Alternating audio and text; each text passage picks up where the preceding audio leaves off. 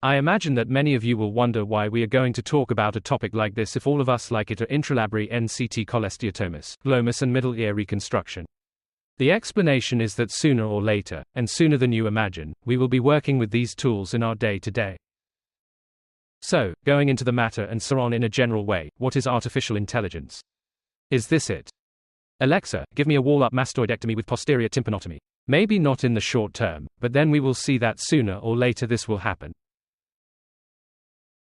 Regardless of the definition, which may interest us more or less, the important thing is to explain when artificial intelligence began to be talked about and why it has been talked about even more in recent months. Since 1940, different concepts such as neural networks, expert systems, genetic algorithms, fuzzy logic and finally deep learning, which was the great advance before reaching our days, began to be discussed. And all this that we have just talked about is what is called traditional artificial intelligence. More than intelligence itself, it consists of systems that we teach to do something that for us would be more or less complex and that the machine solves without any problem. The next big leap that reached the public in November 2022 with the famous ChatGPT was the appearance of what is called generative artificial intelligence. Unlike the above, and in a very summarized way, we provide the system with a large amount of unordered data, what we could call big data. This includes documents, images, videos, audios, etc. And, through very complex algorithms, the system generates knowledge. A knowledge that is dynamic, since it learns as we interact with them. It would be a situation similar to when a baby is learning to speak even though he obviously has no knowledge of synthesis or grammar. As it can be a bit complex, let's look at an example of a traditional artificial intelligence system or what a generative artificial intelligence could be. Many of you know the application made by a colleague of ours for the treatment of vestibular migraine. It is a system in which we introduce the characteristics of the patient, the pathologies they present and the medication they take, and it recommends which treatment is best for our patient. This could be considered to be a traditional artificial intelligence system that helps us make decisions. Getting to this has required many hours of work to teach this artificial intelligence. A generative artificial intelligence system that would help us with this pathology would work as follows. We would need learning with all the following inputs. I insist, all this is theory because it has not yet begun to be done, but technically it is possible. The system would analyze all the databases of patients in the health system, for example in Andalusia, Diriyah. Of these, it would analyze patients who have been diagnosed with vestibular migraine. It would analyze the different pathologies that the patient presents, the medication they take, and it would analyze the medication that has been prescribed, and based on this, if it has had a good result or not. Based on this knowledge, artificial intelligence would learn in which specific patient a certain treatment works. But this does not stop here. Artificial intelligence would autonomously analyze all the data of each patient.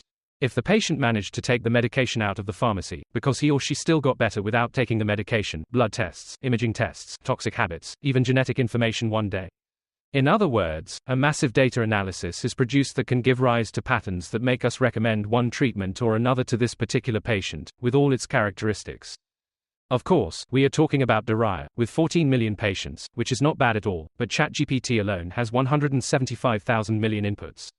These studies that use medical big data would need the use of a large number of medical databases to be able to draw conclusions. Focusing on the application of artificial intelligence in otology, we have different areas where it can be useful. Diagnosis and treatment of diseases. We have already seen the previous example with vestibular migraines, but imagine that it can be useful for other pathologies. For example, I would like artificial intelligence to tell me if this ear of an 8-year-old child has already stabilized or if it will evolve into a cholesteatoma in the coming years. Artificial intelligence can also be useful in pathologies that are difficult to diagnose, such as vertiginous symptoms or autoimmune diseases in the ENT area. Once you analyze the millions of patient data, you could recommend the best treatment for our patient. It would be like doing a clinical trial but without the need to collect the data and taking millions of patients as a sample. The Mayo Clinic, for example, has a vestibular rehabilitation program in which they use artificial intelligence for this purpose. An interesting field in which artificial intelligence could be very useful is in auditory rehabilitation, both of hearing aids and cochlear implants.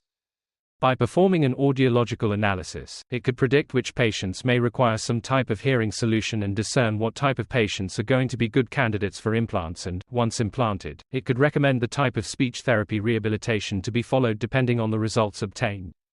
In short, the objective is for the system to learn what has worked in the past, based on this recommend what treatment to do and learn from the results we continue to have. It would be like a large-scale meta-analysis. And finally, artificial intelligence in surgery.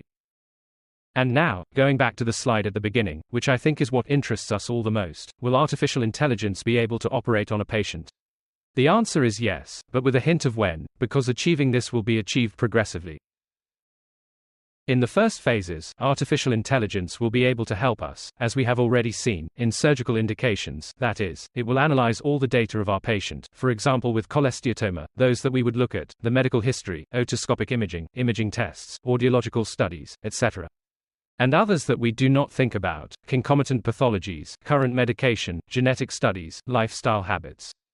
Based on all this, and according to the big data of all patients, I would recommend the type of technique, type of reconstruction, 1 or 2 times, type of prosthesis, convenience of performing or not mastoid obliteration. Likewise, postoperative checkups could predict the prognosis of the outcome of the surgery based on the otoscopy and the patient's chemistry, as well as on the audiological studies.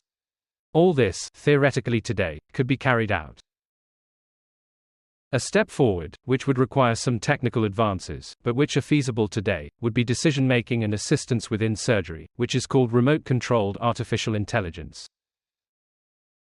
It would be like when the car warns us that we are changing lanes or if we are going to have a collision with the car in front, to give it as an example.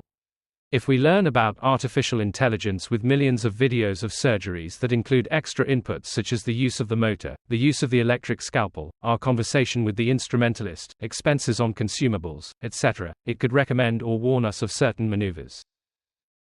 It would be like having a surgeon next to you who has operated on millions of mastoidectomy.